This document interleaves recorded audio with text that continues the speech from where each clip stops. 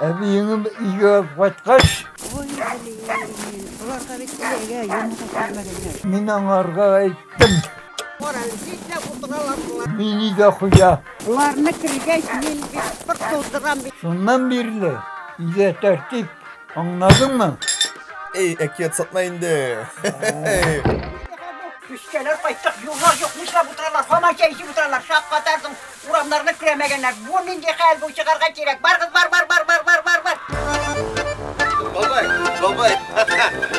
Dinle. Kırpma.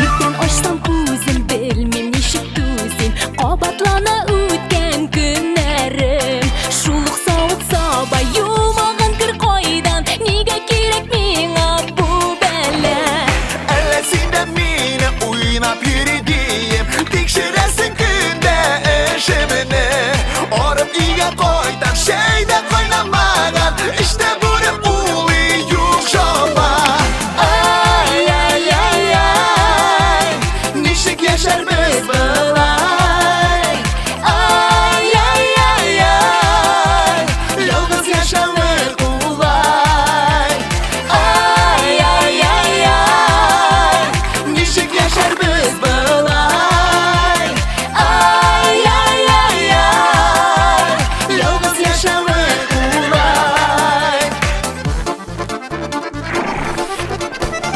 Bir qarasak buylap riza bulup soylap Qavuştuk biz ilken tuyosap Şunun için canım durmuş yemin tatıp Birge yaşav gerek ut yanıp Ay ay ay ay Mengiga birga şulay Ay ay ay ay Yaşarga yazsın Xuday Ay ay ay ay Mengiga birga şulay Ay ay ay ay Yaşarga yazsın Xuday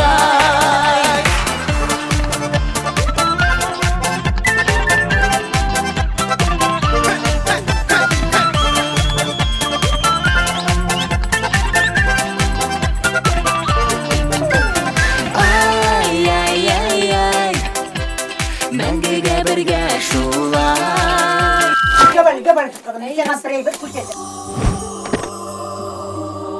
Mene kızım benim kilim bulup çıkan da ikiyen kullayım. Geçip durup.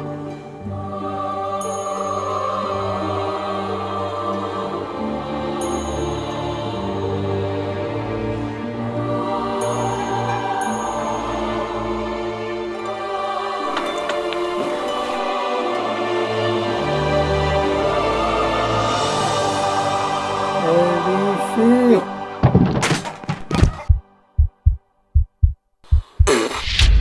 Dur. Nice bededin ki korkutup. Evisi. Ne sabıldı? Evisi min seni şimdi yaratam. Ay ay ay